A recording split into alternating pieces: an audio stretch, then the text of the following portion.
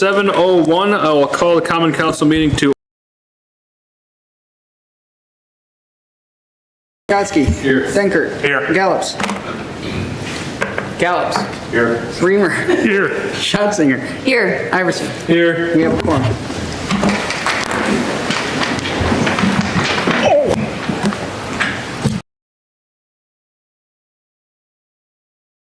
United States of America, and to the republic for which it stands, one nation, under God, indivisible, with liberty and justice for all.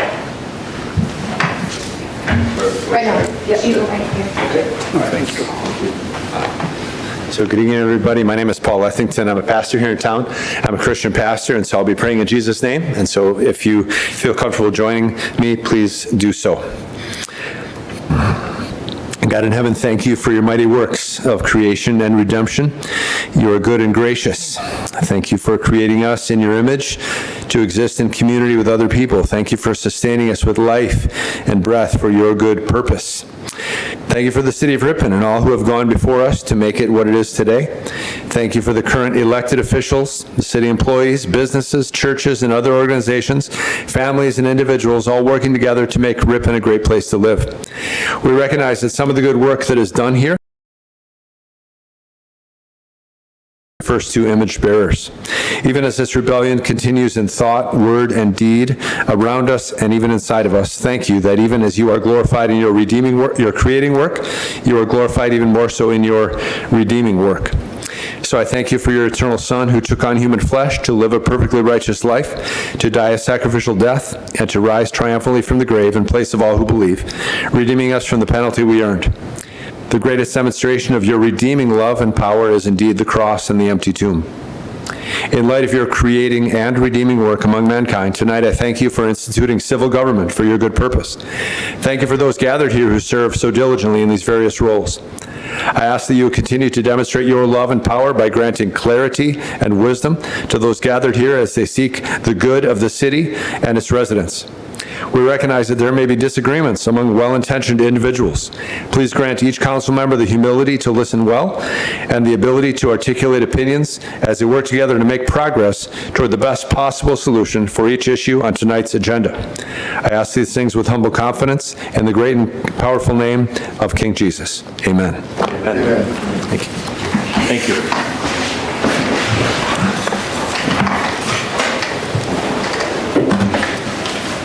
All right, is there a motion to approve tonight's agenda? I'll make a motion to approve tonight's agenda. Second. Moved by Doug, seconded by John. Any discussion? Can we call out just what was added in the amended?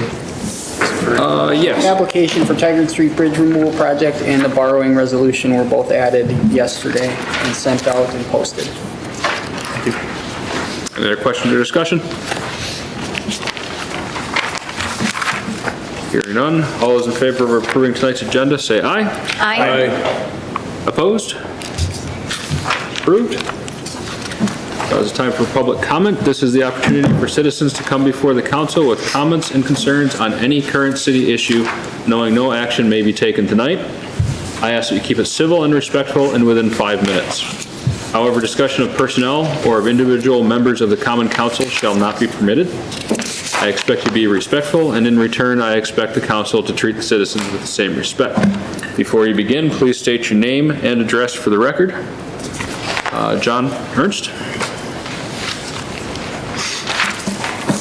Hi, John Ernst, 550 Ardmore.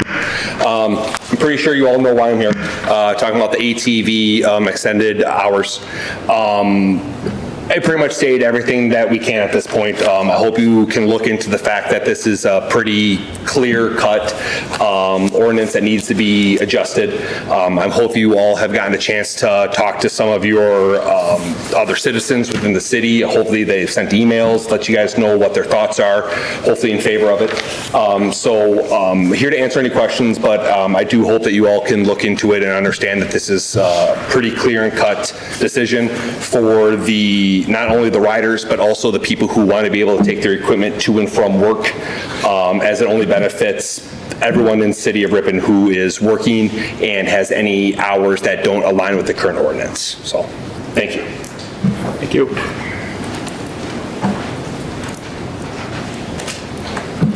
All right. Moving on to accepting informal reports from standing committees and staff. Is there a motion to approve as published? I'll move to approve as published. Been moved by Jonathan, seconded by Ellen. Any discussion or questions?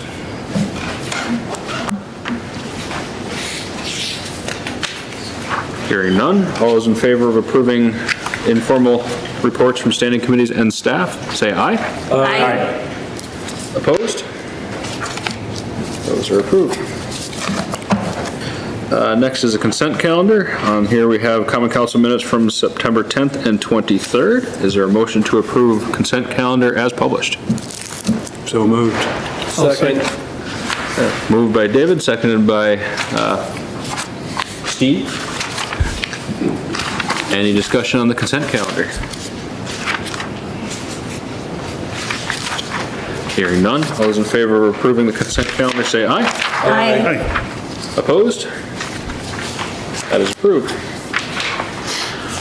All right, moving on to our first agenda item, pay application for St. Wenceslaus Street project. This would be pay application number 2 in the amount of $476,945.16 and is recommended for approval. Doug? Are you looking for a motion to approve it? I'll make the motion. All right. I'll second. Motion by Doug, second by Mark. Did you have comments? Yeah, I have a question about what is left to be done, Adam? I would say about like 95% of the way done. Okay. Just general restoration. We have to put signs up, and then obviously there'll be a punch list, and it'll likely carry over into next year, just final restoration of other things. But generally speaking, we are substantially complete. Okay, is it open to traffic then? Yes. It is open to Okay. traffic. It is no longer one way. Right. And there is no parking. So Right. those are the big changes on the road. So we will get signs posted permanently for the parking. Okay, thank you. And there are currently temporary, no parking, little orange police order signs on the sides. Any further discussion on the pay application? John? Is there no parking on both sides? Correct. So that the church has no, that church site has no parking? Church site has no Okay. parking. They have a parking lot there. They have a parking lot and they can park on East Fond du Lac.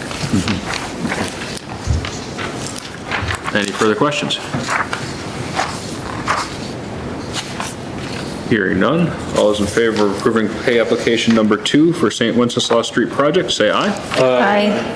Opposed? That is approved.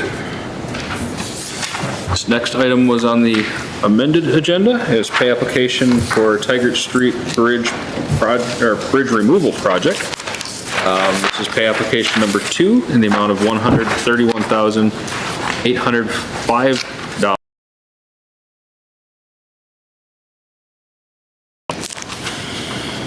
I'll make a motion to approve.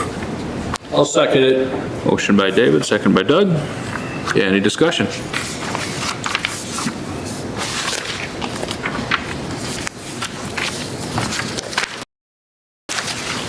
John? The paving and blacktop paving for that walkway, is that, Yeah, everything Coming. everything Is that should be included, scheduled. or- No, that's not included that's yet. not There's included? still, Okay. 88.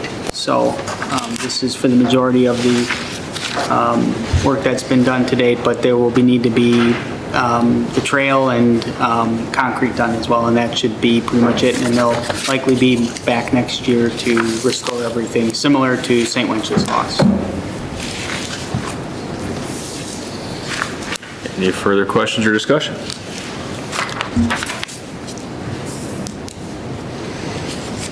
Hearing none, all those in favor of approving pay application number 2 for the Tigert Street Bridge project, or bridge removal project, say aye. Aye. Opposed? That is approved. Thank you. Next is our other item from the amended agenda. This is a borrowing resolution. It's a resolution for $5 million from Horicon Bank for capital projects and a portion of the DPW facility. I'll make a motion to approve the borrowing resolution of $5 million to Horicon Bank. I'll second it. Motion by Doug, second by Jolene. Any discussion on this item? Happy to see a local bank won the bid, I guess. It wasn't a, Yeah, at the last, I think at one of the last meetings, the council approved the award, and this is just the final Agreed. borrowing resolution. Any further discussion?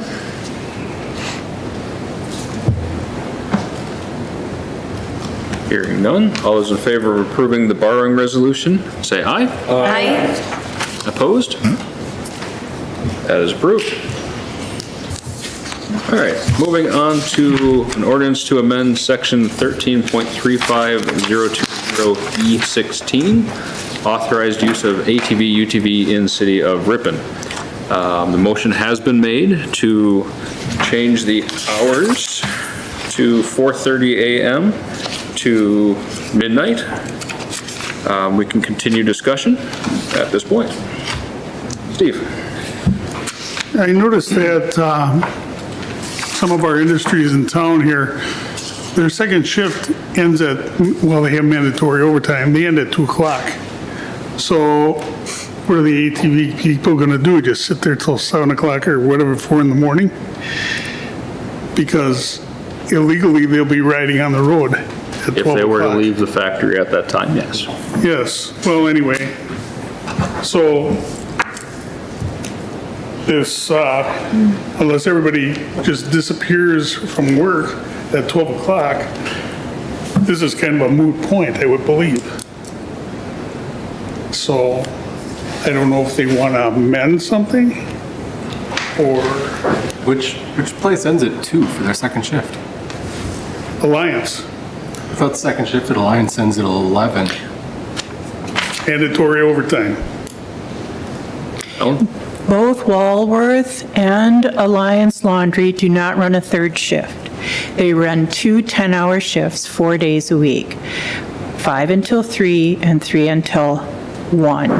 So these hours do not, there is no third shift, so these hours do not accommodate that second shift at either one of those manufacturing companies. Some of them, not to disagree, but some of them have to end at 11. Because I know, I've talked to some of the people at Plant 2 and they end at 11. So I know some of them do at Alliance. I can't speak to all of them, but I know some do. And there is also a third shift too at Alliance. So the machine shop runs a third shift. I think some welding. But we're asking to accommodate a minority of employees that work at these facilities.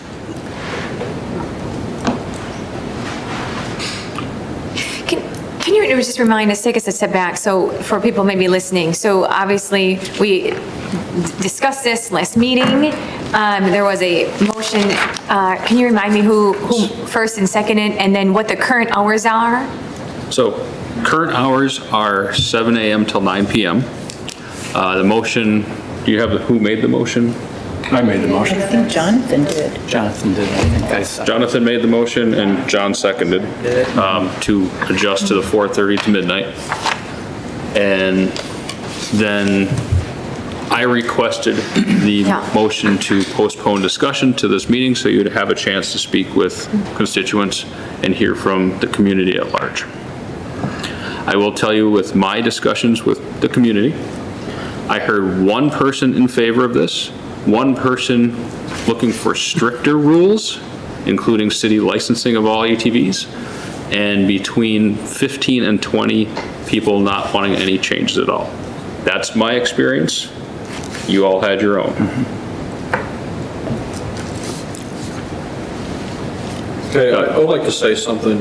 I received just the other day an anonymous letter against ATV, UTV usage. And to be fair, there were some good points in there, but I'm utterly not going to I'm going to discount that letter because, one, it's anonymous. Yeah. So anonymous letters, don't bother sending them to me. Probably anybody else in the council would say the same thing. Anonymous letters mean nothing. Don't send a fake name and address, because that's happened before. I discount that too. So if you're going to make a point, just straight up and tell me your name and address. No one is going to come and burn your house down or anything. It's just a polite disagreement on this. Please just use your real name. I'm not going to come over and get in your face and tell you what I think of your spot, of your position. So I'm not going to do that. I might ask you to meet with me in person so we can discuss something, some aspect of the budget and why we're considering that. But, but that would be up to you. I'm not going to press the fact. So that's all I have to say. Thank you, Mayor. Thank you. John? I agree with Doug. I got the same letter, and I tell everybody that talks to me or emails me, I always send back an email and say, it's highly confidential, and I can keep a secret. So that, again, I don't count that one as anything good. I've figured out my emails, and I've had 60% have been in favor of extending the hours and 40% against. And possibly the 60%, because they're in favor of it, they know my view of it already, and they know your view of it already, Mayor, so that's why you got more against. So, again, it's about 60-40 with me.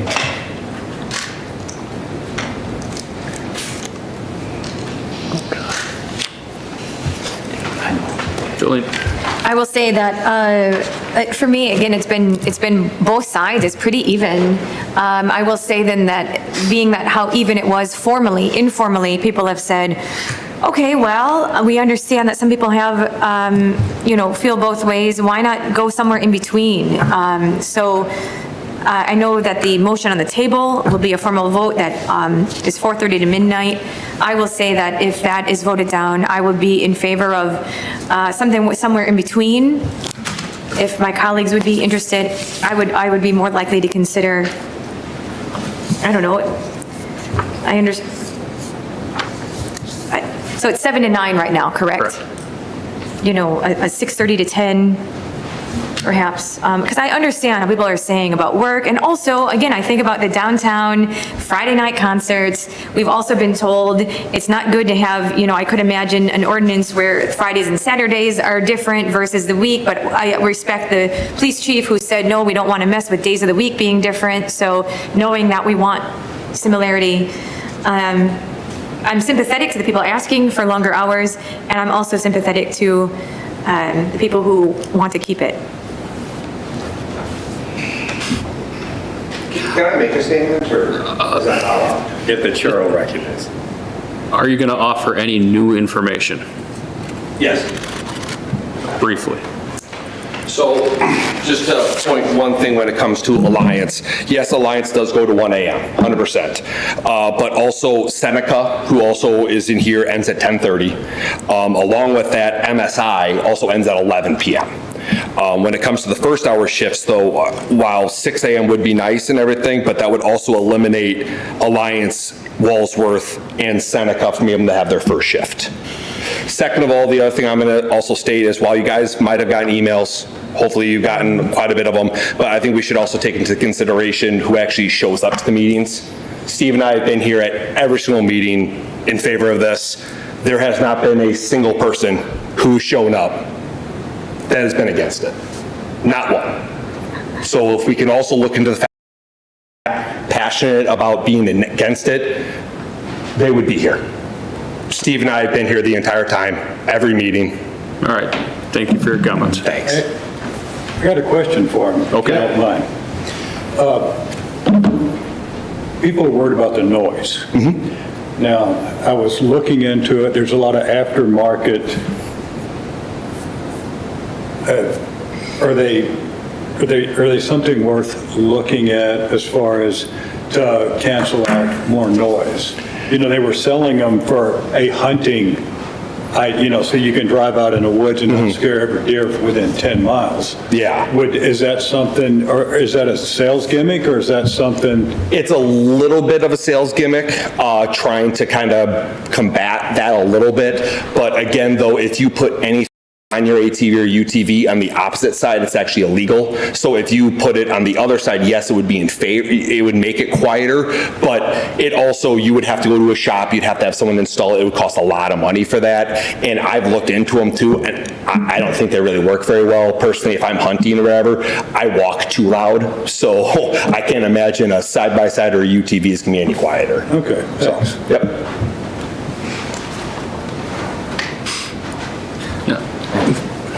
I tried to look up on the website, the Department of Natural Resources, to see if I could find out how many ATVs are registered in the city of Ripon and surrounding township, but I had no luck finding that out. I just wanted to get a number. I feel the number is low, that are people going to be owning them and going to be driving them to work, but I couldn't find that number anyways. But again, we have to remember, if we do change the ordinance and it is a nuisance and it's a problem, we just have to come back and then change it back to the 7 to 9 hour, or, time hour. To me, it's as simple as that. If it is a nuisance. I reached out to a handful of my constituents in my area and then looked through my emails, and mine's about 50-50, I would say. I'm not 60-40. Mine's about 50-50. But I did have one specific person actually walk down my driveway, so if you're listening, thank you, that actually said that they were opposed to this when we were talking about it before.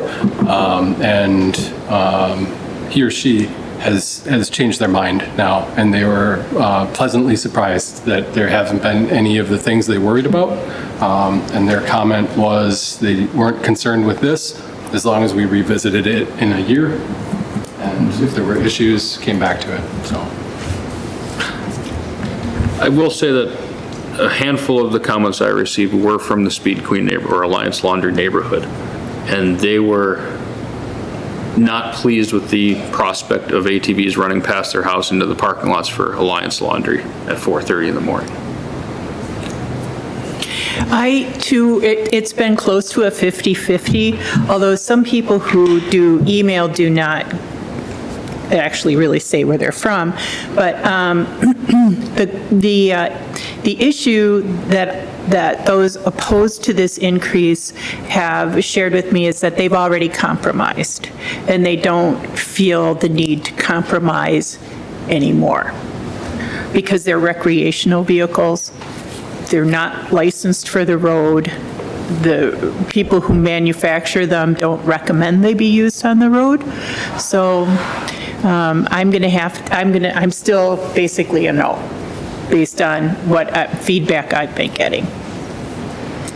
And you're probably aware of my thoughts on the topic, but I personally feel that people should have a reasonable expectation of a quiet time for them to get sleep at some point of the day. And while 7 to 9 may be too restrictive, I would personally be in favor of a 6 to 10 window and allow 8 hours of quiet time when majority of people are in bed.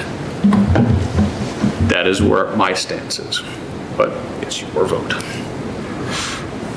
I agree with you, Mayor. Any further questions or discussion?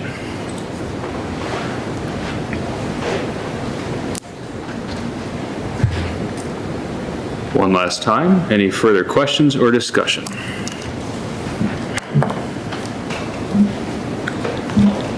If there's no further discussion, we'll do a roll call vote on the ordinance to amend section 13.35.020E16, altering the hours of operation to read 4:30 a.m. to 12 a.m. or midnight. Roll call, please. Iverson. No. Schatzinger. No. Reamer. No. Gallops. Yes. Dunkert. No. Gotsky. yes. Sorensen? No. Split. Yes. Motion fails 3-5.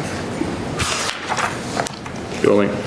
I'd like to make a new motion to authorize use of ATV, UTV in the city of Ripon to allow the hours of operation from 6 a.m. to 10 p.m. I'll second that. Motion by Jolene, second by Steve. Any discussion on the new motion?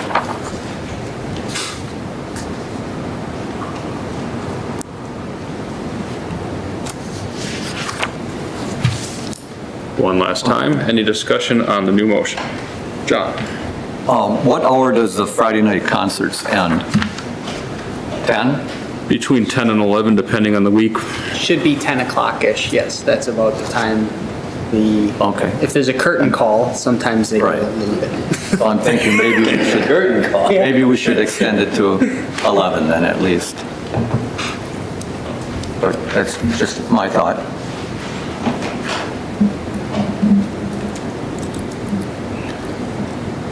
Mover and second, consider that, or we're staying with a motion on the floor? I consider that. You would consider that, motioner?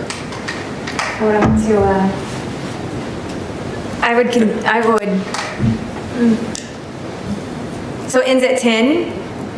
So it could be 10:30, or do we not like half-hour increments?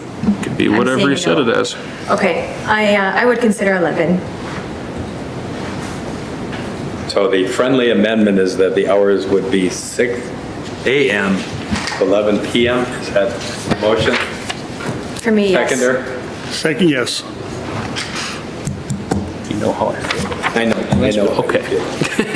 I just took care of it. So the current motion on the floor would be to amend section 16 to 6 a.m. to 11 p.m. Correct? Right. Okay. Discussion on that motion.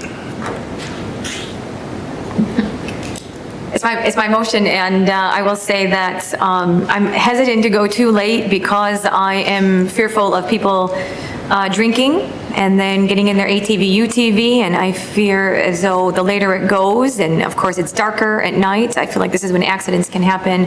But I have heard from a number of people that they do want to go to the Friday night concerts, and I also know that this is when, for example, places like Knuth end. And so if this allows them to support business, to support our downtown, that's why I did agree to the amendment of 11. But I'm stating for the record that I am happy not to go later than that. Mark? I mostly agree with the amended times of 6 to 11. I do have concerns, about, as my colleague has stated, of drinking and late night and activities when, it's harder to have good judgment or there's more activity around. So I guess fundamentally, I'm not against extending the hours. But I do know that already going up my street after, 11 p.m., especially on Friday and Saturday nights, there's trucks, there's other vehicles that are also loud. This isn't a one segment versus another segment type of issue. This is a, where are we going to try and find common ground? Because the motion right now won't really address what was brought forward as trying to get people to be able to bring them to work for larger portions of our large employees or employers in the city. So while I think 6 a.m. to 11 p.m. is probably a reasonable timing, I also know that there are a lot of people out there that are more opposed on just a more fundamental level, and we've seen, I believe all of us got the letters from the manufacturers stating that they're not really intended for road use. Their headlights, and taillights while they're there are not really intended and don't meet the federal guidelines for safety. And some of that stuff really concerns me, especially if there was a collision with, I always think about the kids that not to, I generally don't try to go on this slant, but there are a lot of children that play in my neighborhood, and I know that ATV, UTVs are not designed or even tested in any way for pedestrian safety. So while I'm generally in favor of longer hours and letting people use the items that they have, I do have significant concerns, and I'm just voicing them for all of you to think about as well. Thank you. Any other comments or discussion?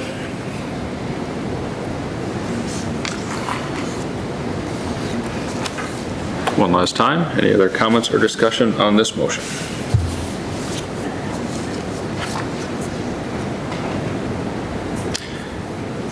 Hearing none, we'll have a roll call vote on the motion to amend section 13.35020E16 to read hours of operation are from 6 a.m. to 11 p.m. Roll call, please. Iverson. No. Schatzinger. Yes. Reamer. Yes. Gallops. Yes. Benker. Yes. Kotsky. Yes. Sorensen. No. Split. Yes. Motion carries 6-2. Thank you. All right. Moving on to the 2025 budget review and update.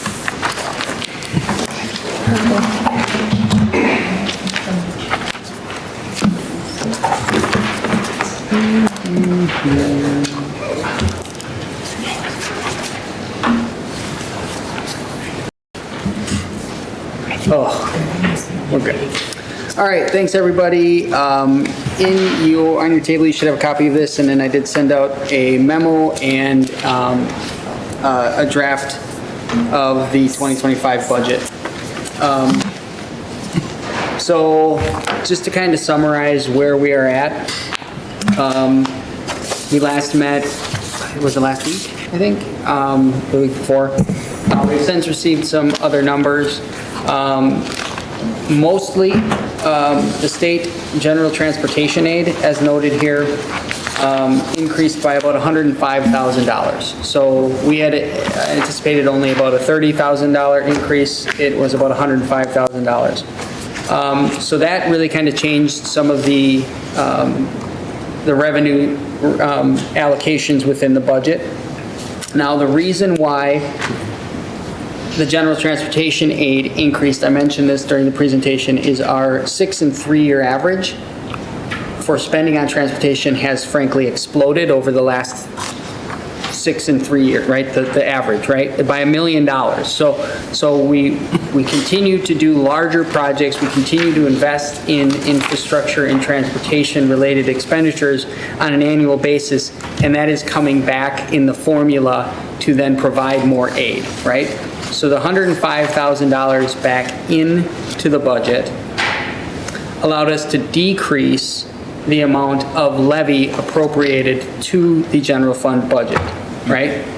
So general fund allocation decreased about $108,000, and the general property tax levy decreased by about $106,000, okay? So that's direct property tax relief, which then results in a mill rate of about $9.14, or a 17-cent increase with a 2% assessed value, okay, increase. We don't know at this point what the assessed value is going to be. We won't know for a few more weeks or a couple more weeks, right? But generally speaking, we went from 941 down to 914, okay? You can see in this list the general fund expenditures were decreased and the revenues were increased, or sorry, decreased. Both offset the reduction, right? And our expenditure restraint is at 4%. The proposed budget is under 3% at 2.98%. So those kind of have changed where we have gone within the budget. In reviewing more of the budget, we made some cuts to kind of get there, right? And some reallocations. So we did reduce by $5,000 And the page numbers are all on these, and if you have the budget document or you saw it, there's all kind of highlights. The EMS transfer from general fund to EMS was decreased by $5,000 to $10,000. The taxi service transfer was increased from $15,000 up to $30,000. Insurance adjustments were all put in, so we updated our figures to property, casualty, liability, workman's comp across all funds. So we anticipate about a 5 or 6% increase there. We reduced forestry budget removals to $90,000, so about $22,000 reduction there. We removed a 5-gallon paint shaker for $5,000, and we removed $10,000 expenditure for the Superfund site. We don't anticipate needing to fund that, okay? So those are all the general fund changes that then are reflected in the documents sent to you and that have resulted in a reduced tax levy. Additional budget changes included community promotions. That was the council making the recommendation to allocate $5,000 to the Little White Schoolhouse. So the CDA was reduced by $5,000 and that was allocated to the Little White Schoolhouse. Capital funds, we did remove $50,000 for one of the boilers. So we'll replace one in the budget, not two. And then TIDS, there were minimal changes based on TID sharing and water tower payments. So relatively small changes, but really, in summary, this general transportation aid made a big impact. We were also able to, I don't see it here, sorry, I did note it, I forgot to mention. Library allocation, we did increase it to $450,000, so about $2,000 back into the library budget as part of the reallocation. So overall, the general transportation aid and that spending really helped, and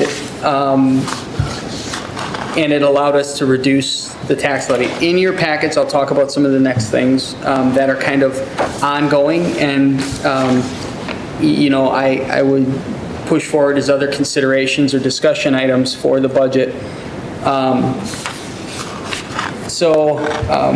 One of the things I wanted to share with you, this is a pretty intense graph, but Alderperson Iverson did ask for some information regarding the city's shared revenue, okay? And while it's very hard to see, in summary here, you can see that shared revenue over the last 2 years has increased. That is because the state of Wisconsin changed the formula and puts in supplementary aid based on the sales tax at a state level last year and this year. So you can see that we've seen a general increase in shared revenue. Prior to Act 10, in 2010 and 11 is where I started this. So we have on here shared revenues, which is the blue big pot of money that we receive from the state. We have transportation aid, which is just general transportation aid that we receive based on the calculation of the 6 and 3 year average. We then have the connecting highway aid. The connecting highway is a payment that we take from the state to maintain the state highways. At the time of Act 10 in 2012, you can see what happened to shared revenue and general transportation aid in the city of Ripon. It went down, okay, for more than a few years and remained relatively flat for about a decade, okay? That has only since improved because the state changed the way they fund shared revenue and because the city has become more aggressive in capital infrastructure for transportation, right? So road projects, instead of doing either no road project or a small road project, we're doing road projects that are $1.2 million, $1.5 million, $2 million, right? So that all helps, right? So that is the historical analysis of it. I will also share, here is our tax levy over that same period of time, including in the blue, the general obligation debt, okay? In 2010, there's $340,000 of general obligation debt payments made by the city. This coming year, in the past 2 years, $880,000. Okay? Ultimately, the general property tax levy is impacted by those payments.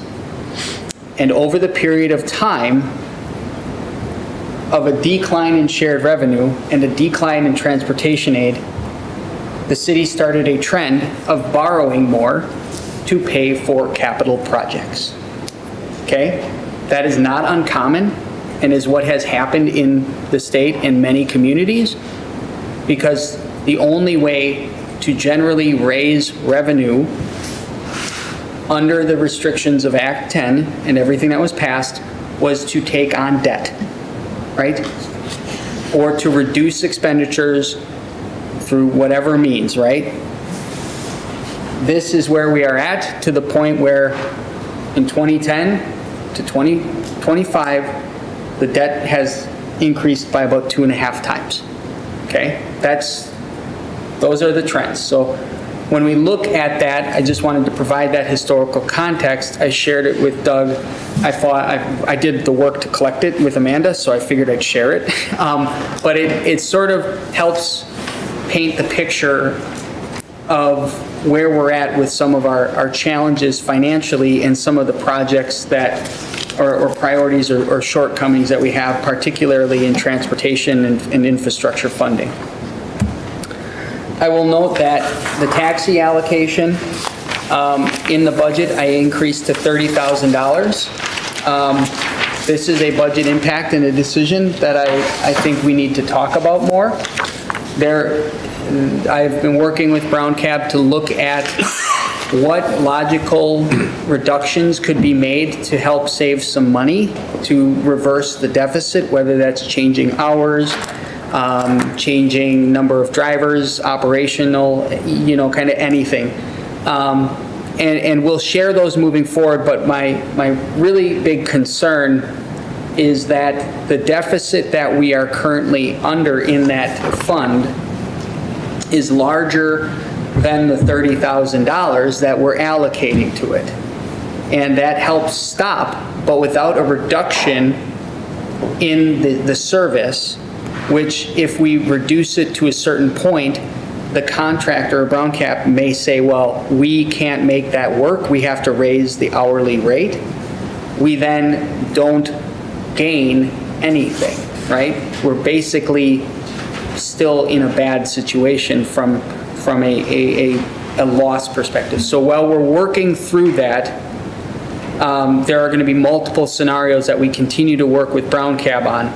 But ultimately, the $30,000, it's certainly more than what we've done in the past, but it won't necessarily change the trajectory and move the needle to the point where we don't continue to see problems there, okay? So that is a decision point that we have to, discuss and see what other things we could do to shore up the taxi fund. In addition to that, previously we talked about the establishment of a wheel tax.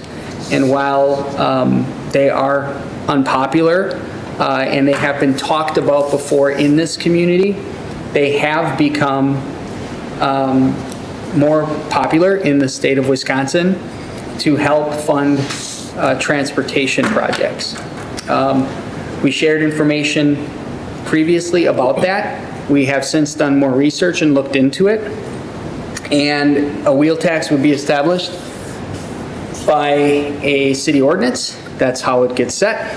We have to notify the DMV with 90 days notice. So just think of it as we've missed January 1st, but doesn't mean that you still can't at any time implement a wheel tax and begin collecting, right?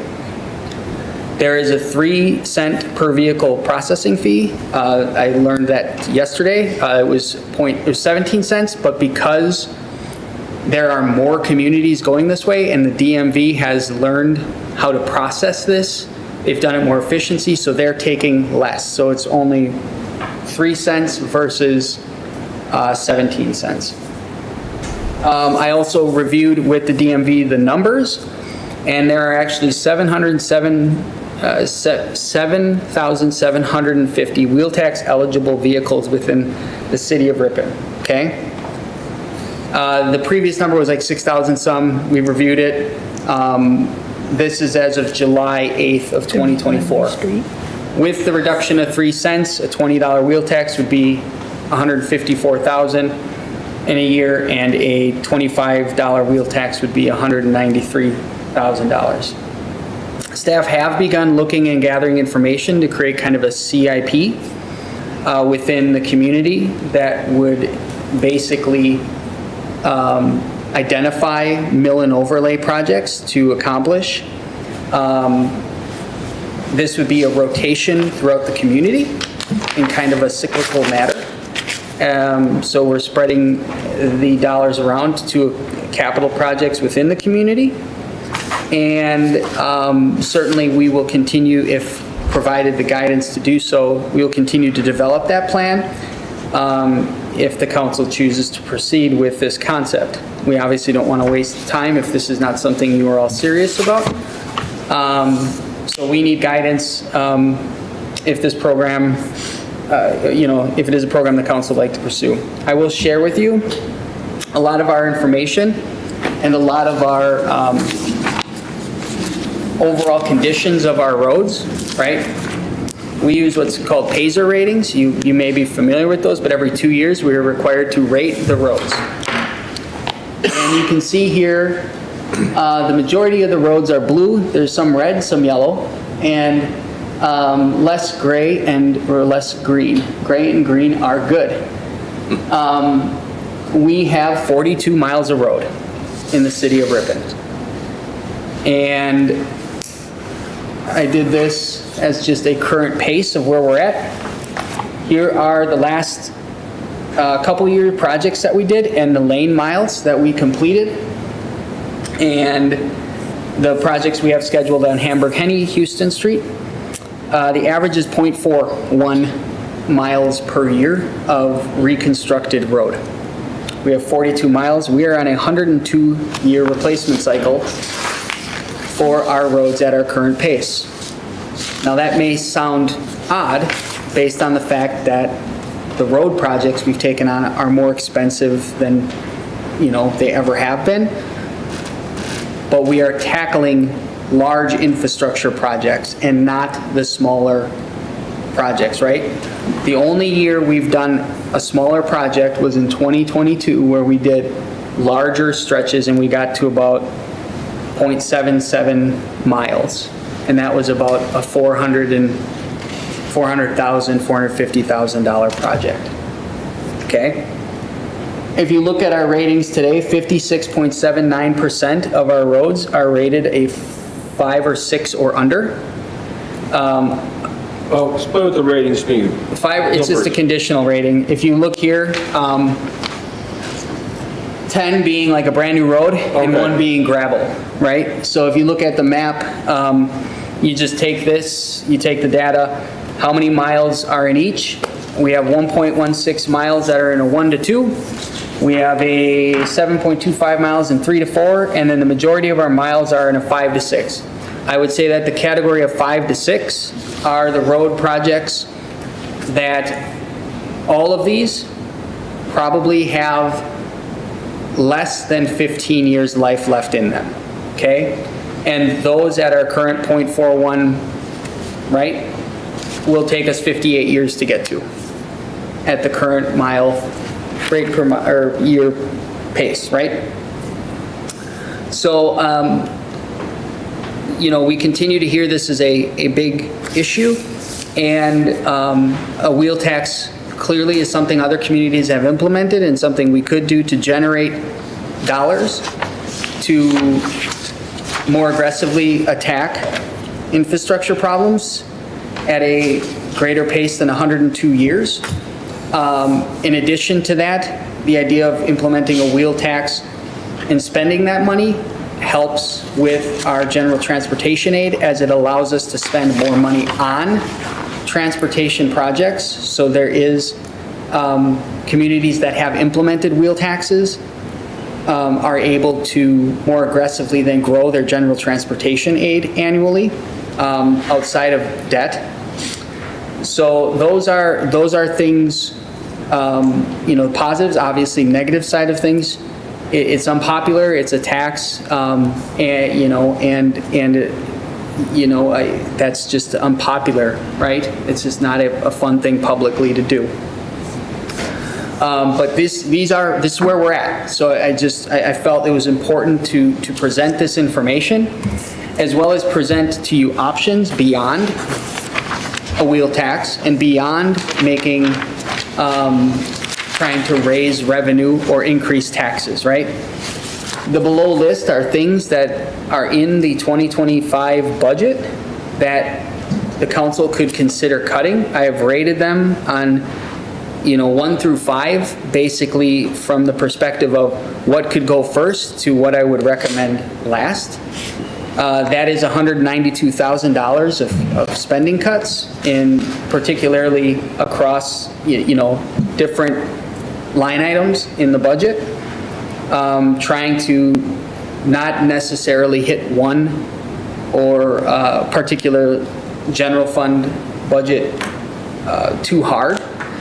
So there's a mix of DPW, cable TV, Parks and Rec, City Administrative Services, Police, DPW, Administration, cable TV, and then the only 5 is rated is library, a cut to the library. Any of these could be implemented, and you could say reduce the tax levy more. You could allocate that to the taxi fund. You could say we want to reduce this and put it toward more road projects, right?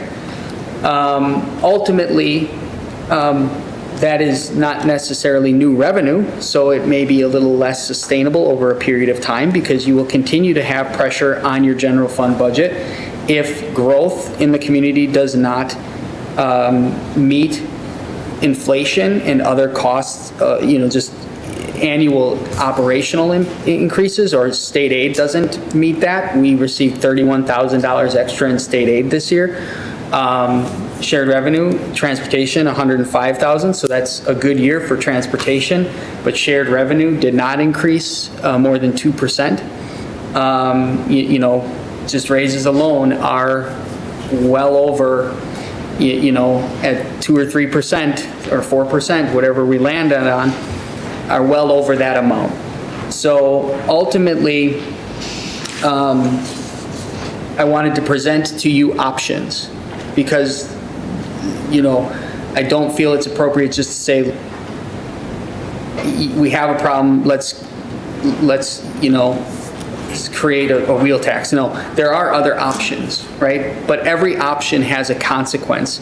And these, while they may be identified on here as a 1 or a 2 or a 3, all of these will have consequences down the road, right?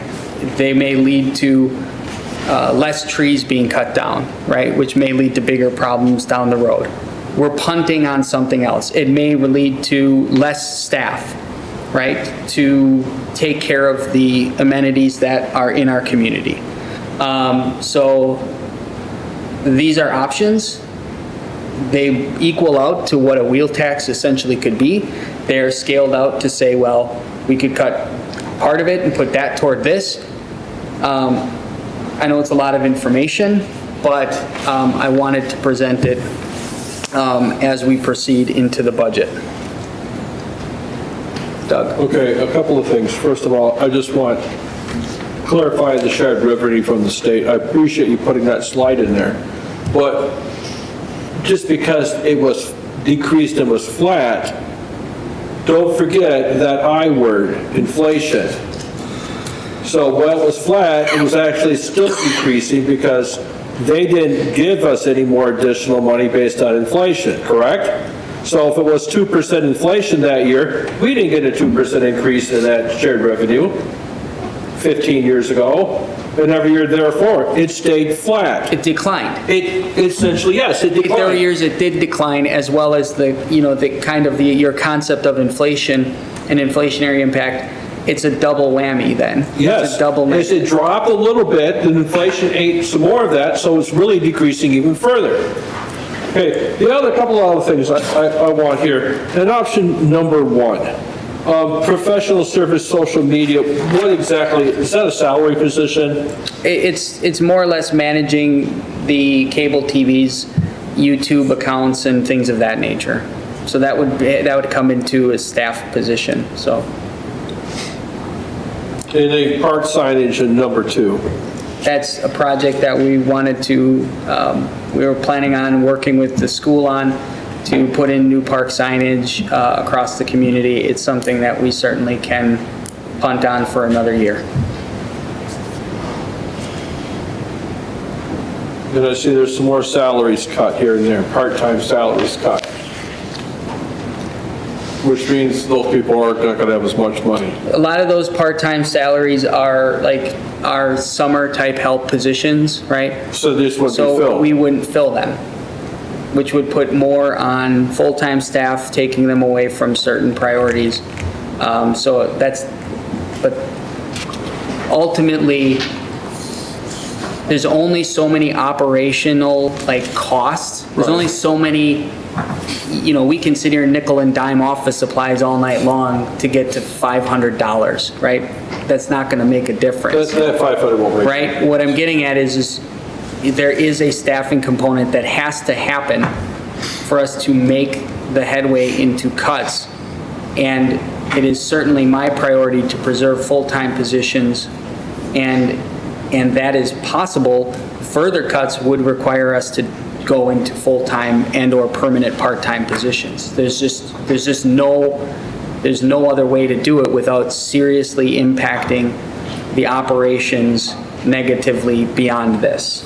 Mark, then Ellen. I just wanted to kind of take a step back and put emphasis on, no matter what we do with the budget this year, these road projects are not going to go away. And the fact that we had shared revenue, stay flat or effectively decrease over the past decade or so, it clearly wasn't enough to keep up with the needs of the community, if I can speak right now.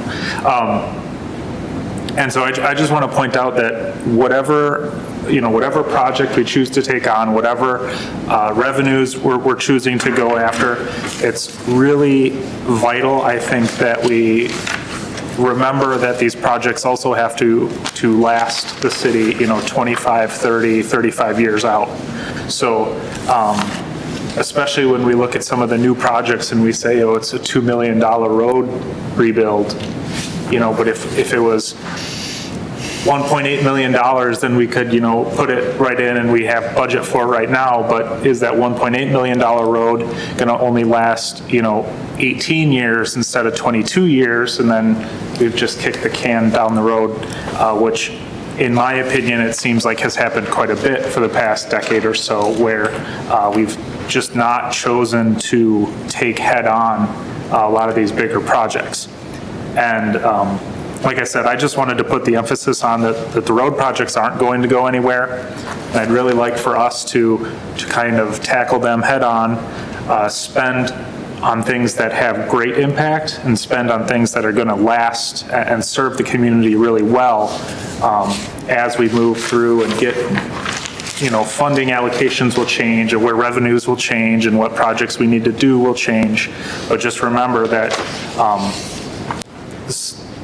not only are the streets some of the biggest expenditures we have or the biggest infrastructure projects we have, it's something that everyone in this community uses basically every day, whether you're actively driving or not, which goes into my next point that I want to make, and that a wheel tax, personally, I'm not super happy at the prospect of it because I own multiple registered vehicles that I pay registration on. Last, I think I counted afterward, between my wife and I, we have 5. So personally, I'm not super happy, but we had talked about maybe putting it as a restricted fund so that everyone in the city knows that they're, $20, $25, $15, whatever the dollar amount is, when everyone that has a registered vehicle goes and sees that on their registration moving forward, they at least would know, if that were the case, that that is going specifically back into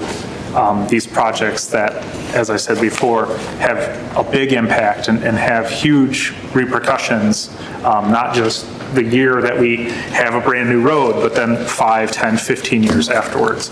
So that's my thoughts on it. And we'll just add on to that, that we find ourselves in this situation because of a couple decades of deferred maintenance. And any consideration that we take off of this list, almost all of them will provide more deferred maintenance. Maybe not all of them, but a good I portion would of them. like to point out item number 1, which is deferred bridge maintenance and repair, which if anyone has paid attention to the DNR and what the state is doing, has been sorely, sorely needed across the entire state. There are many, many bridges that are in not good condition right now, even unacceptable condition right now. So. I would like to echo both of your comments. If we defer anything, then we are buying into that culture of project deferment, which was 1 to 2 decades. Our infrastructure across the board, not just roads, water, sewer, everything is in need of being repaired and upgraded. So and it's just going to, if we defer, it's just going to continue to cost more when we finally address it. The second point I'd like to make is that we don't make widgets. There is actually a book on government. We do not make widgets. We are a service organization. And if we start cutting those part-time positions, then our parks aren't going to be mowed regularly. Our cemeteries aren't going to be mowed regularly. These are amenities that are heavily used in the community. Soresco Park, I drive by several times a day. You do. It's busy. It's a great park. Murray Park, Barlow Park. These parks are heavily utilized by the community. And I think that because we don't make widgets, we have to pay people to provide the services. And it's exhausting to think about the duties and the responsibilities of part-time employees being discontinued and then loaded onto full-time employees who already have a full plate of work to do. I'm not sure that we have the capacity to eliminate those positions and put them on full-time people who are already doing a job. Okay, first of all, Ellen, Mark, totally correct about deferring stuff. I'll look at this, the bridge repair, maintenance. The EMS, I think we got to kind of try to put that money back. The crossing, pedestrian signs, playground maintenance, stump removal, forest removals, concrete paving repair. That's just kicking the can down the road some more. And it doesn't feel to me like the state of Wisconsin is a very willing partner with us in maintaining our communities.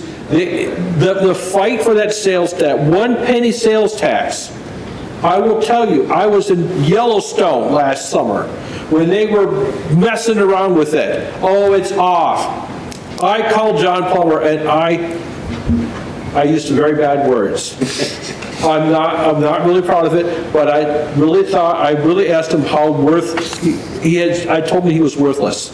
You cannot do that 1 penny. This should not even be a fight. In my defense, when they passed it, I called his office and I apologized to him. And I got a call back and we were good. But this should not even be this should be a bipartisan thing. It doesn't feel to me that the state of Wisconsin really cares. They're sitting on a $3 billion plus surplus in the biennial budget, plus the over $1 billion rainy day fund. And they can't think of what to do with that surplus now? They can't? We could use another shot of revenue. Every community could use another shot of revenue. Fire engines cost $950,000, all just go see Adam, he's got a credit card, the city will just pay with that. We can't do that, but we can't not do it either. So we have to solve this ourselves as best we can. And this wheel tax is an option to do so. Do I want to go tell my wife that she's going to have to save another 25 bucks for her minivan? Not really. Because I like to see, and I don't want Bill coming over and have to do anything. She won't, okay? She will not be pleased. I will just tell her that Adam is doing this. It's his fault. Tell everybody that, yeah. Thanks, But all humor aside, we have to solve this ourselves. We just can't keep kicking this stuff down the road. And I know this is not going to solve our problem, but it will help. And then we can go to the state, and then we could like yell at them some more about why you're sitting on all that money come election year and you're not doing anything with it. Okay? So, we have to solve this ourselves. And I look at this list of different things. I'm not really willing to cut much out of it, if anything. We need to have this stuff done. We've got the pieces in place now after many years of pushing the city forward and giving the residents things like, you know, the cemetery thing. People complain about it not being cared for. Well, I'm not the one that's going to vote that out. Do you? I'm not. And how about cutting money to EMS? I'm not going to be the one that's going to say, sorry, Granny, it's Monday, we have reduced service. Not going to do that. So the more I look at this, the more kind of angrier I get about, I don't want to do the first stuff. So anyway, thank you for my rant there. And I'll explain, like, a lot of these items are the last items in the budget, right? Or they're new items that we haven't been doing and we're trying to put more money in. Some of these are changing, trying to put more resource into things that we have issues with, right? So cutting them out just doesn't really, it does kick it down the road a little bit more. Some of these we will continue to look at and likely reduce the budget to continue to lower taxes, right? I think, or put money toward, so I think there's a happy medium here where you can certainly shave some dollars away here, have an impact on the tax levy, have an impact on the taxi, forward money there. And then it really comes down to a decision of where you want to go as a council with the other things, wheel tax and any other major allocations, but. Okay, so. Doug, hold on. I'm sorry, Mayor. Well, anyway, I want to bring up, we're cutting taxes, like you just told us, why are we doing that and then adding a tax with wheel tax? That doesn't make any sense to me, and I don't know if the rest of the people that live in the city of Ripon feel this way, you know, with their cards. I mean, you're saying, well, I'm going to cut taxes, but I'm going to add a tax. Well, we're not actually cutting taxes, we're trying to reduce the amount we're raising tax. Right. But you're going up, but 2.whatever%? 17 cents. Yeah, 17 cents, and that may all change based on the assessed value. If the assessed value comes in higher, right, we could see a further reduction. Ultimately, you know, you can move the mill rate down, and that has a, you know, say 10 cents. That's $100, right? And so if it's a way to say, well, if we reduce taxes $100, we can still fund operations pretty easily based on the formulas and based on how we're funding things. You take that, and then if you say, well, we're putting in a wheel tax, that money is going to go separate to that. Say it's $50 for a couple versus $100 on their home, right? It's a balancing act, really. So this is just a way to keep, you know, taxes pretty much the same as where they would be and get $192,000 cut from the operations to put toward a wheel tax. You could do that, right? That's just an option. I don't think that's the direction we're going. that probably in the mill rate formula is more costly than putting in the wheel tax. Because there's options, right? And ultimately, we don't want to take more than we need from a tax perspective. Although we have a lot of needs, we can continue to work efficiently within the budget we're provided to address things. Some of these areas here, they're a good deal of money, but they're not going to make a huge difference, right? $20,000 for bridge repair and maintenance, yeah, it will help. But when we have 7 bridges that need $1 million apiece, $20,000 isn't going to get the job done. That's a whole different discussion and a whole different funding. So, we'll look for other opportunities. So it's just a balancing act, and that's really what we're trying to figure out. Yeah, the only reason I brought that up was, in essence, we're penalizing the people that live in the city of Ripon and anybody else that has dump trucks that live outside the city that beat the snot out of the roads. Well, that's okay. And we don't have any control over that, but what I'm saying is the people of Ripon are the ones that are gonna have to pay for everybody abusing the roads that we have or the bridges. And there's no refund on that, as far as, unless the state is gonna come up with some more money or something. So that's the only reason I brought that up. Doug? Well, Steve, I totally understand what you just said, because when I was on the council before, we discussed a wheel tax, and one of the arguments against it wasn't fair because there are trucks that go through the city that aren't registered here that don't pay that 25 bucks. I get that. But if it's going into a segregated fund just for road repair, that's different than some of the other stuff. I still feel, even more so today than I did all those years ago, that we have to try to solve our own problems. And putting mill and overlay, fixing a road, I think is something that we really got to talk to our constituents about, our residents about, and try to get them to understand. We are trying to fix these roads because I see it all the time on social media. Fix the blanky roads. And there's a swear word really, but fix these roads. Okay, we'll do that. It will cost money, and this is how we are proposing to do it. I don't really think it's the most efficient way, but it is better than some. Also, Adam, I have a question for you. How much would it change the mill rate to cut $30,000? Couple pennies? I don't have the calculation on me, but I believe roughly that would... Wasn't 1 penny out of the mill rate about $60,000 or $70,000? No, it was less than that. It probably cut it, I can't, let me look here. But it doesn't cut it much. No. I think it's more than what you would think, because $100,000 decreased it by 17 cents. So another 30,000 would be a few pennies, right? You'd probably get it down to you'd probably get it to 9.10. Okay, so if you found, in all this, found 30,000 to cut, that would decrease the mill rate by maybe 4 or 5 cents? Yeah. Cut the library. I would be willing to try to find 30,000 in that list.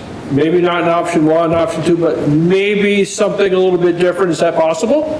I think you could look at where the assessed value comes in, make that decision. You could also cut that and push it toward taxi. I think that's a really going to be important one. I totally agree with you, the taxi. That is a very pressing concern of mine with that $300,000 deficit, and we're barely propping it up. So something's got to give, and I'm looking forward to that study or that mini study that you guys are putting together, hopefully. There's some ideas about how we can maybe stop that flow and get it righted again. Yeah, so maybe something to reduce it, but I think we really got to seriously consider the wheel tax. I don't want it, but state isn't coming forward with that money anymore. And with regards to the taxi, that $330,000 deficit, we've already spent the money. We'd have to pay it back at some point. Right, so we got to do Taking something. $30,000 out of the budget to start that process. We got to do something, yeah. Mark, then John. Could you bring up the passer score map again?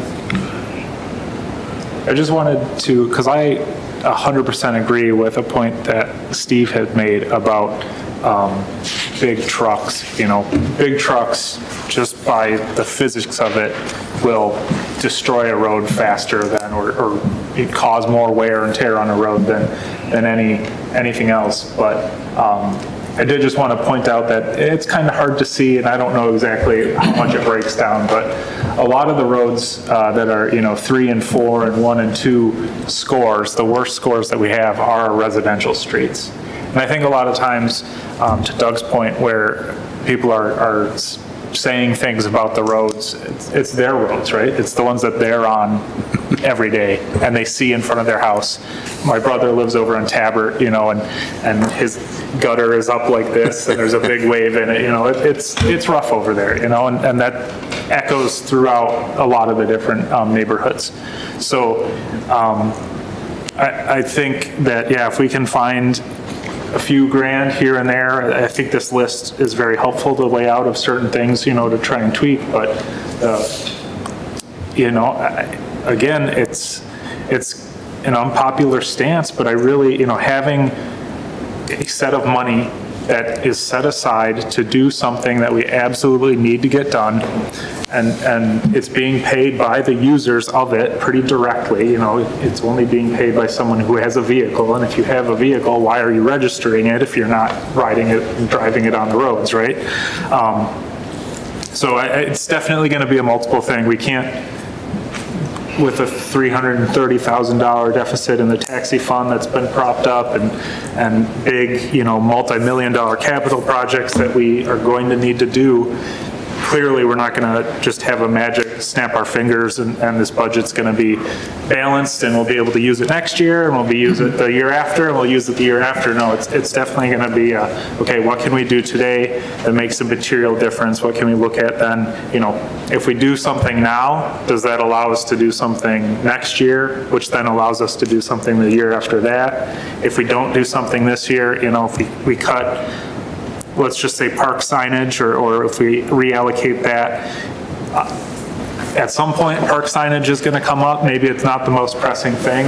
Maybe, to Ellen's point, I know lots of people that live here and say they love the parks, so it's really nice to have parks that look nice. So it's the balance, but definitely I think I would lean towards implementing a wheel tax, and definitely support looking at reallocating some of these options that we are given here. Just to follow up on Mark and Steve's point on the big trucks, they're more likely to be driving on the state highways through town where we do get some state money to help maintain. Whereas the nature of the amount of money in that wheel tax is going to lend itself to small projects, which are going to be the neighborhood streets, possibly those red ones that are a block long. One year we hit 2 of those blocks, just by the nature of the amount of money that would be there. And I want to point out that I believe it's part of our responsibility that, those state highway roads, when they're being redone, are built to a standard that will live and be a good road for many, many decades, because I feel that oftentimes a state project gets done to the lowest bidder, which, you want to use your money wisely, but also if you start to cheap out on foundation materials or how much, asphalt or the grade of asphalt. Concrete. It's going to be, that's what they're, okay, well, that's one thing. How much more is concrete versus asphalt? It's a lot, but it lasts a lot longer, doesn't it? So. And I agree with Mark on that part. They don't make roads like they used to, obviously, because if you're looking out 20 years and the road is wore out, there's something wrong. You should get a longer time out of a road than 20 years before it's Depends how it's shot. built. John? I've got a couple comments. One is on the large trucks that are licensed out of the city. I live on Liberty Street, and the quarry has a truck about every 8 minutes from 6 a.m. till 4:30, 5 o'clock. And they're all licensed Berlin, wherever. They're out-of-town trucks. So we'd have to address that because they do a lot of damage to the road. The taxi, I know Adam's doing a study on that. Are you doing the study of just dropping the taxi altogether and letting free enterprise, Uber, Lyft, somebody else just come in on their own? Yeah, so we've had that conversation with Stott as well as Brown Cab. The reason the program exists is because private enterprise does not come to rural communities because they cannot make money or it's too costly, right? That's the whole concept of shared ride is, you know, to have private enterprise come in, it's going to cost more because the federal government is covering 55% off the top. Rates are covering another portion, right? If you were to operate it in a private sector, you wouldn't have that 55%, so rates would have to be significantly more. Uber and Lyft and all of those are great in theory, and I think what other communities that have experienced, rural communities that have had that come in, what the experience has been, they come in strong, but then they fade because they realize there is not as strong of a market because it's too costly or because the drivers want a day off, right? And then it becomes unreliable and then it doesn't work out. We have talked about that. That will, based on the numbers, the taxi, which will show over time, the numbers there are very strong, the ridership. It is very strong. It's one of the most utilized services that the city of Ripon offers.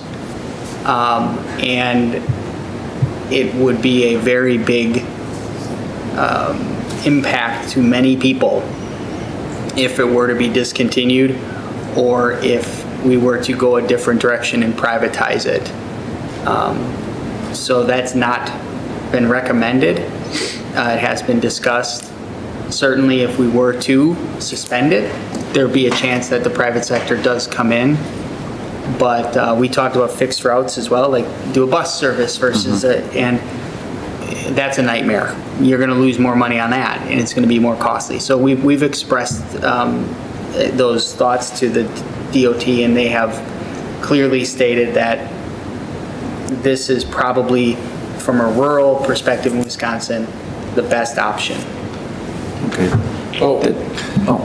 I'm not done yet. Yeah. Go ahead. I think last year we lost $5,000 on the taxi. Oh, more than that. No, 100, 5,000 on Yeah. that? 100,000. No, like 50. Okay, then I had that wrong. Okay. Do you ever foresee a profit? Never. Okay. So that's why.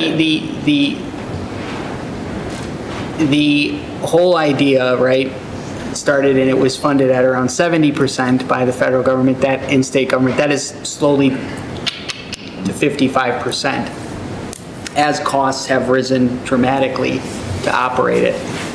Every community that is managing these is having the same exact problem. It's a big problem, and until, frankly, we talk to our friends at the state legislature and discuss this, which is not a ton of shared ride taxi services in the state. There's probably 30, 40, maybe, right? Until that happens and there's a funding model change, we will continue to lose money. The whole goal is to lose less money, to make, to make impacts that cut the service or cut the hours. So it's not a $50,000 loss in a year. Maybe it's a $30,000 loss, right? That's the best, frankly, we can hope for without either just canceling the service or putting it out there in such limited capacity that it becomes unused or a problem in terms of ridership, hours, wait times. So there's a balancing act that we're working with Brown Cab. So. Okay. there's a lot going on there, Yeah. John. So we'll bring forward some things in future discussions, but there's a lot of things to consider, so. I will just say in response to, I'm glad that you ask. I think it's important that we ask questions about any of the services, and especially if they're losing money. I will say that I would like to know if, I appreciate, Adam, your level-headedness as you described why a private company wouldn't work.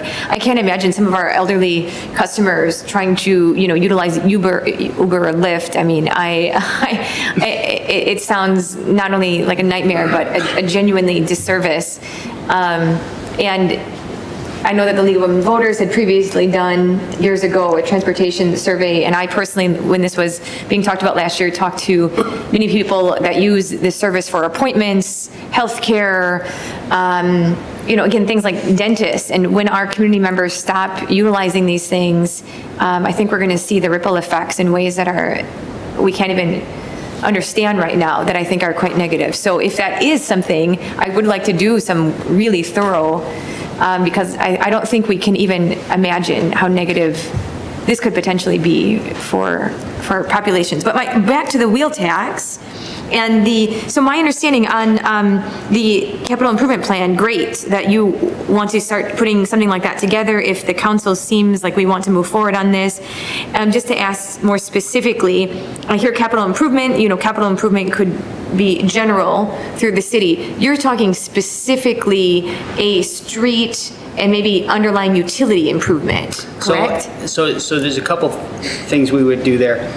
The staff have begun looking at, Paisley ratings and starting there, saying what are our worst rated roads?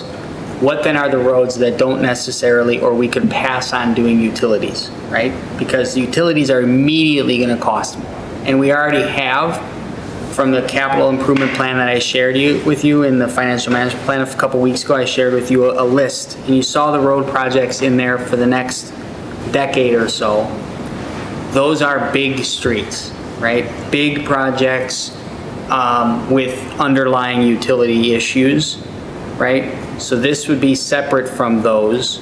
Those are funded through, rates, through debt, through that. This would be a separate pot that we would look at some of these, yellows and reds and areas that aren't, maybe smaller runs, that don't necessarily need full curb and gutter, that maybe there's a TIF district in the area and we can leverage the wheel tax with the TIF district to add more money in, right? There's a lot of things you can do then to get more pulverized mill and overlays done. So not full reconstructions, but mill and overlays.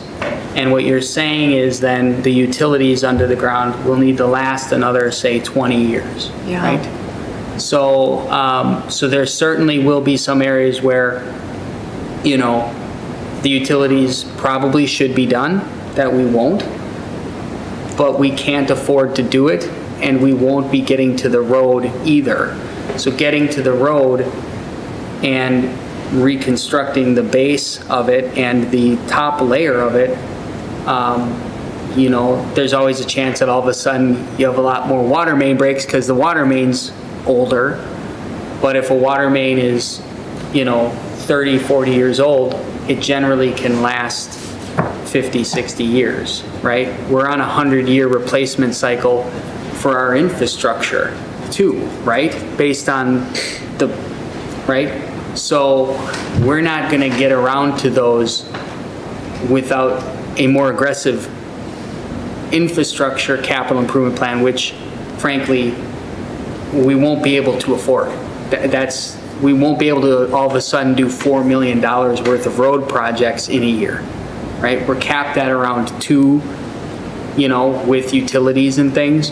So I'm sorry, it's a long answer, and I don't want to get ahead of the staff and say this is what we're doing, but they're identifying roads that we don't have any plan for that could survive another 20, 30 years with utilities underneath them and get a road project done and start chipping away at this more aggressively.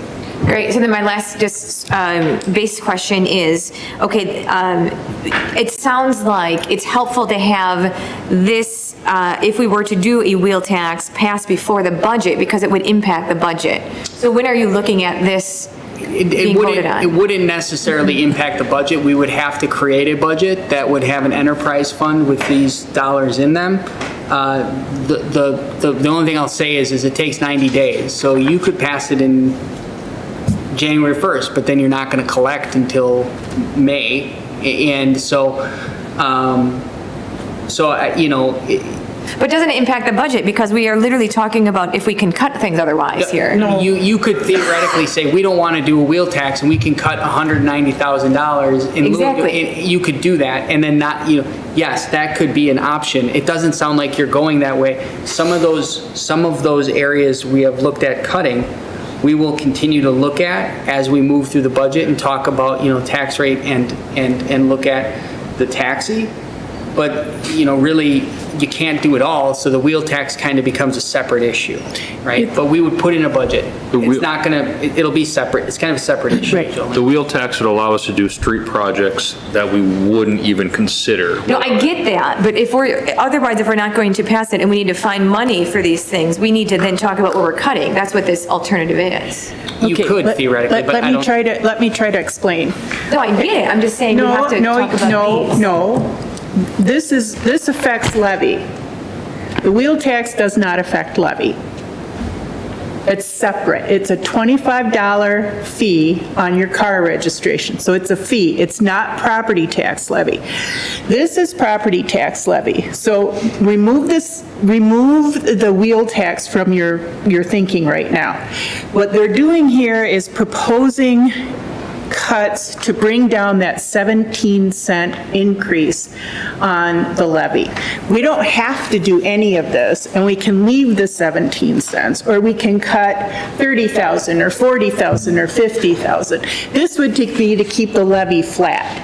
Or we can cut all this, or some of it, and then use some of it to kind of like, for that hole we have as a taxi, the deficit. You could do that, or there's no coincidence that I made it at around 190,000 and a wheel tax costs 190,000, okay? So you could cut all of those from operations and put that toward general fund supported road projects. I mean, that's exactly what I thought here. No. But what you just said, which is why I was saying it potentially could impact the budget. You totally could do that. That's why I said what I That's the whole said. argument of reduce your budget to get the money. Okay, well, that's what that looks like. That's my understanding. So that But the would sales more- tax is, the wheel tax is a different What Adam thing. just said is why it could impact the budget. It could, but I don't think we'll go there. I understand. So we could cut this money. That would reduce our property tax, or then the registration fee would increase. You wouldn't reduce the property tax. You take that $192,000 and you'd put it toward a project. That's what I'm getting at, right? That you would otherwise fund with a wheel tax. Right? So what I'm trying to do is give you options and show the public that there are options. We're not just saying, let's get a wheel tax and do this, but there are ramifications for any decision, good, bad, and different. So we cut all this stuff, do something else with it, but we still need to do some of this stuff eventually. That's legitimately. I think that's summary, yes. Thanks, Doug. On the taxi, how many cars does the city of Ripon own? We own 4. You own 4. Are they all brand new? 2 are new. They were replaced last year. Okay, are those the wheelchair vans and things, or are they, okay, so that's where a lot of that money went then, right? Yes, that's part of the reason we have an elevated deficit is in the last year or so, we replaced 2 vehicles, and that was, I think the city share was approximately $50,000, $60,000. Right. Maybe a little bit less than that. And that was to replace literally 2 vehicles that I think on auction sold for $2,800 with 274,000 miles on them. Right. Originally that, when I was on the Transportation Commission, the idea that taxi was to break even.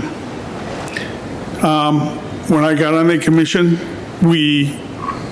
obviously we need the wheelchair vans, but we used the used police vehicles as taxis instead of selling them, because the police department needs new vehicles every once in a while, and that way we didn't have to go out and buy brand-new cars. And Brown was using those cars as taxis, and it saved the city money because they weren't running out and buying a new car. And the city of Ripon, the police department really maintains these cars. The only thing is they got super duper engines in them, and the guys have to be careful how they drive them. And that was one of the ways we tried to save money instead of going out to buy brand new cars. So I don't know if you'd like to, I can understand why we have a deficit if we're buying wheelchair vans, because those are very expensive. They're kind of like, everybody talks about the ambulances. Well, yeah, everything's special on these things. You got to have a couple of good ones like that. And I understand that. So what I'll say is yes, in the past, you were able to break even because you were getting 70% funded by the federal and state government. That has now shrunk to below 55%. Right. Right? And like you said, in the idea of the new vehicles, we pay 20%, right? If the federal government kicks in essentially 80% of those vehicles. So you're better off on some level going that route to get a new vehicle that's accessible, and because that's a lot of the clientele that we are carrying, right? And they're just friendlier machines, frankly, than a squad car to transport people. And we have gotten away from that practice of having the backups be squad cars. We had 6 vehicles at one point. We were down to 4. And up until last year, where we got rid of 3 and we replaced with 2 to get down to 4, right? And the 3 we got rid of, including I think one that was technically an old squad, you're talking about a vehicle that has been used. Generally they are, but it saves money, but ultimately it's not that much when you're looking at paying 20% for a new vehicle. It's not that bad, really. We also lease vehicles, or Brown Cab has options there. You could save money maybe in the short term, but then long term you got to pay for it in increases in rates. So there's a lot of moving parts there, Steve, and it's a different ball game when you're not getting the federal match that you used to get. Right. And the thing, it's essential that we have this. I mean, the elderly people, like myself maybe, they depend on that to get to their doctors and everything else, and they're on a fixed income, they can't superly overspend, like, oh gee, I'll spend $5 a mile.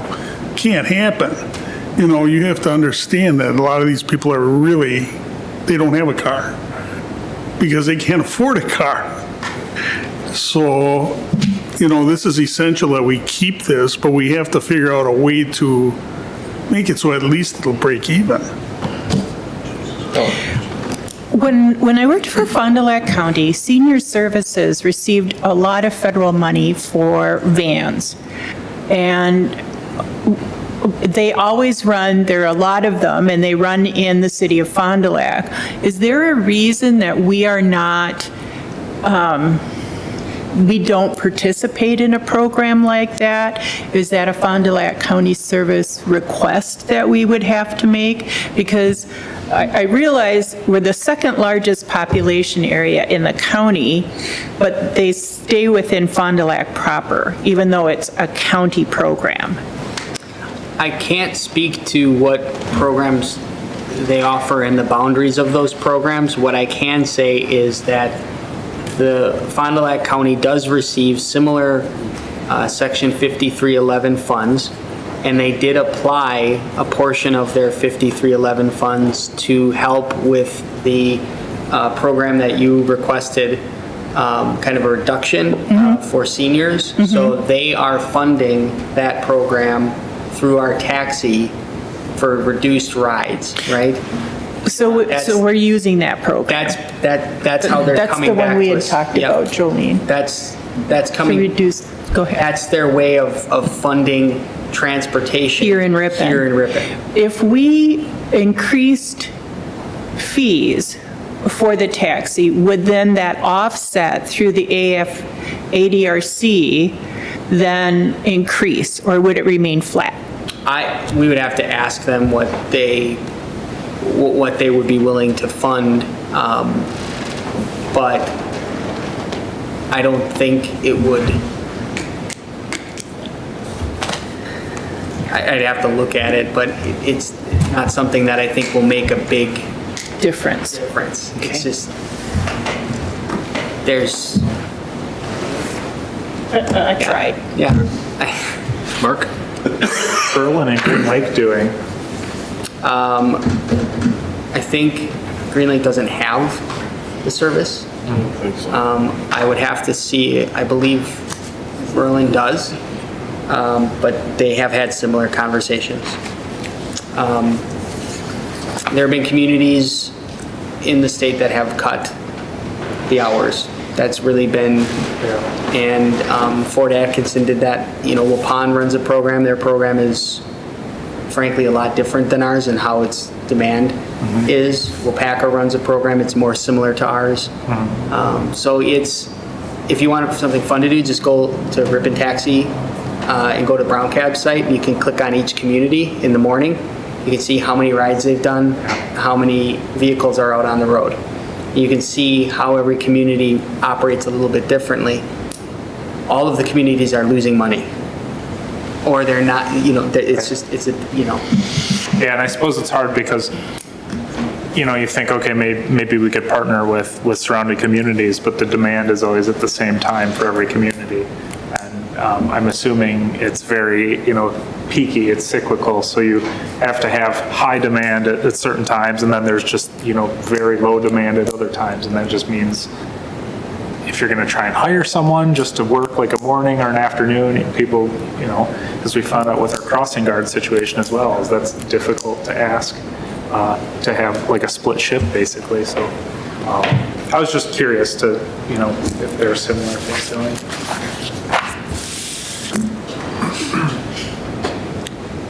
Any further discussion on the budget for tonight?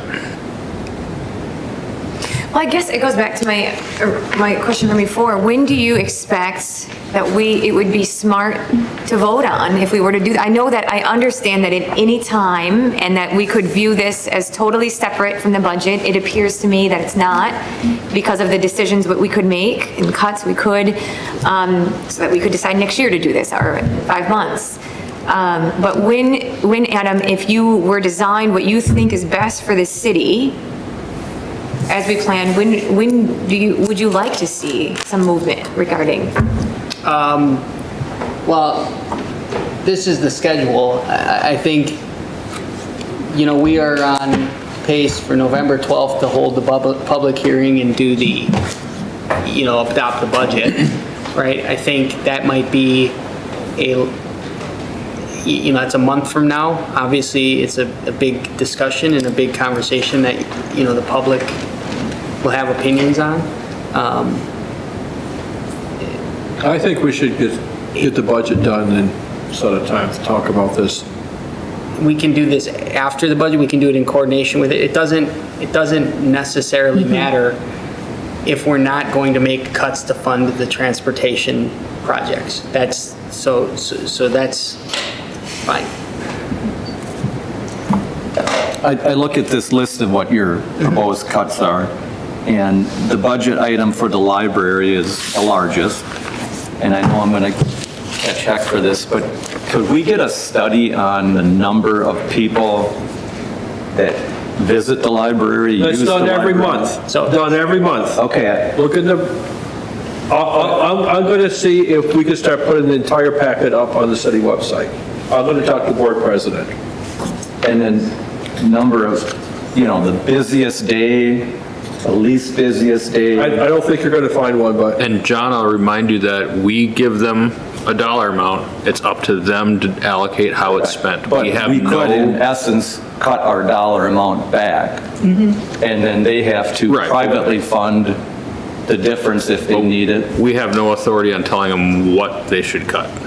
Correct. No, I'm not saying that. I'm just saying that there has to be a study out there that, If you want to go back, I believe in March or so, in the council packet, the annual report for the library was provided to the council. Okay. Every year they do an annual report. Our expectation is every year they come and provide that annual report to you to give you those very statistics on an annual basis of how many patrons, how many registered users, how many people are using it from outside the city versus in the city. They have all that information.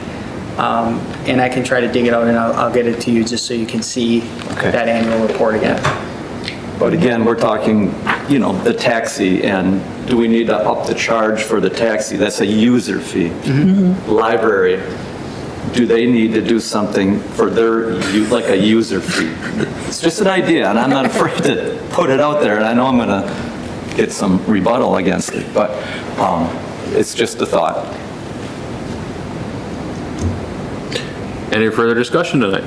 So just quick next steps, we'll review the fee schedule, finalize the budget, and then send it off and assess value, determine the final mill rate, and then we will, on the 28th, I will have a final budget, we'll go over that. We'll do the budget resolution for budget publication and set the public hearing for the 12th officially, and then we'll post it in the paper. So I'll take some of the general feedback here, continue to work on everything, and we will send it out to you next week as kind of a final preliminary in anticipation for the 28th. Thank you. All right. Thank you, Adam. And all your staff for their help. All right, moving on to project updates and staff reports. Chief, anything? No? Naomi, really? Yes. I have a question for you then. What are the hours for early in-person voting? The hours are going to be Monday through Friday from 7:30 a.m. until 4 p.m. Starting, October 22nd is in-person absentee voting. thank you. And the election day is November 5th. In this room. Thank you. Adam. So you have my report, just financial management plan is getting wrapped up, so we will have that presented by Ellers in October, early November. That's hopeful on that. Obviously, St. Wenceslas Road is open. Oshkosh Street Rail Crossing project is complete.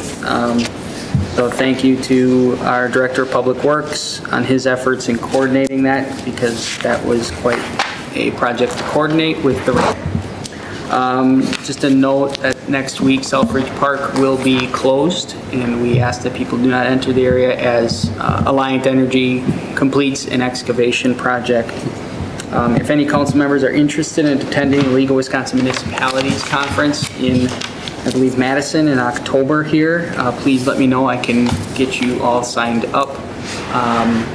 It's a good thing. I would encourage somebody to attend if you would like, if you have the time. I might have the time if someone could drive. Like going down for a day. So I'm just putting that out there. Who wants to carpool with Doug? Any takers? I realize it's gonna be a crazy thing. Doug, let's talk, because I might be able to do one day. One day, I can't do like 2.5 days like I did before, but I might be willing to go down in one day. Just let me know and I can get you all signed up. All right, I'll talk to Ellen. And then I sent out the notice and it was publicized yesterday and we received paperwork today. The city of Ripon, in collaboration with the Ripon Public Library, was awarded a $1.985 million flexible facilities program grant for a renovation and building project at the library. So just to take kind of a step back, the library was working on a project and was fundraising for a project. They had some success raising some funds. but we're falling short for the overall project goal. We engaged the library and worked with the former library director, Desiree Bongers, and her staff, as well as with MSA's help, to put together a couple grant applications. We submitted them, and we're one of 35 communities provided a grant. That grant will now turn into a project. The grant is a City of Ripon grant. It will be managed and administered by the City of Ripon, and we will work with the library to leverage their donated funds to do what is now double or triple the project. They're at this point, zero cost to our taxpayers. So we need to get to work on that. This includes accepting, as the council, the grant. You will be required to accept the grant. We will have to work to find an architect and design firm to finalize the plans, which we're sort of working on with the library board on a building committee. So there's a lot of work to do because we have to start construction by July 1st of 2025. I'm confident we will do that. Congratulations. Yeah. It's a big deal. So I just want to thank the city for having the recycling project for the technology. It looked like it was very popular, and yes, I did get rid of a couple computers myself. But no, that was kind of a nice thing that was put forth for the city, and hopefully we can do it again. And as noted, we'll do it again next year. Alan and the company did a great job, and thank you to Mayor Grant as well in letting us use his forklift services. It was incredibly helpful. I just wanted to make a special acknowledgement to the Department of Public Works, the Police Department, Ripon Guardian Ambulance for the Vice President's visit. And the Fire District. Oh, I didn't see any of their equipment, but They were there. they were there. Okay, Fire District as well. It looked and sounded like everything went smoothly and okay, and we took a walk by and saw everyone from the city there and doing a great job, so recognition for that. So you have, Adam? So I have. All right. So I have one communication this evening. Chief, could you step forward, please? What'd you do? I'm a little worried. Don't surprise the police chief. On behalf of the city of Ripon, we want to extend our sincere gratitude and commendation to you and your exemplary efforts in planning and executing the visit of Vice President Kamala Harris to Ripon College and our city on October 3rd, 2024. Sorry. Your professionalism, coordination, and dedication you demonstrated were pivotal in ensuring the safety and security of not only Vice President Harris, but also our community and its visitors during this important event. Your leadership in orchestrating this operation, working closely with federal, state, and local partners is a testament to your commitment to your excellence and public service. We would also like to take this opportunity to recognize the efforts of the entire Ripon Police Department staff. Their hard work, preparation, and professionalism were evident throughout the event, and we are deeply proud of their contributions to its success. Please convey our appreciation to everyone involved. Their dedication reflects the highest standards of our department and our city, and their efforts did not go unnoticed. Thank you again for your outstanding work and for continuing to represent the city of Ripon with such distinction. Appreciate that.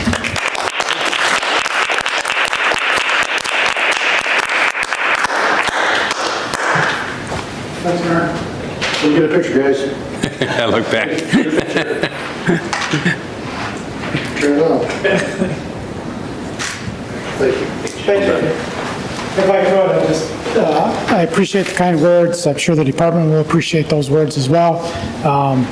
Certainly, it was a team effort. Every officer in the department had a hand in this. I particularly will point out Sergeant Travis Borkenhagen was instrumental in the planning and operations that took place up there. He did an outstanding job. We kind of thrust him into this position to give him some experience and exposure on, something like this. Part of our job as administrators is to help train and teach, your younger employees and your younger officers so that they can step into your roles as you have changes within the department. And I will say he did an outstanding job for us on this, but every member of the department stepped up and helped with that. I'll also just acknowledge our neighboring communities. We were approached on Monday morning by the Secret Service and asked to have between 30 and 50 law enforcement officers here by Thursday at 6 o'clock in the morning. We have 15 officers. So we ended up with 63 uniformed officers, and we needed every one of them. But we had the response that we got in the immediate area, even if there was a smaller department, the Marquezans, the Princetons, the Berlins were able to send maybe one officer, but those officers made a difference for us. But we had officers here from Columbia County, Dodge County, Reedsburg, Poynette, Waushara County, just the surrounding areas. But in total, we had 63 uniformed officers here in addition to the dozens of federal officers and state officers that assisted with the event. So certainly, my thanks goes out to all those as well to make that team effort and make it a success. It's one of those things that you plan for really rapidly, and you hope nothing happens, and you do all this planning, you do all this stuff, and then when nothing happens, you're like, all right, nothing happened. It was a success, nothing happened. So, but I just wanted to point those out. I appreciate the words towards me, but really, it's the staff that we have here that make my job easy. So appreciate the words. Thank you again. Thanks. All right. Any future agenda items or comments from council?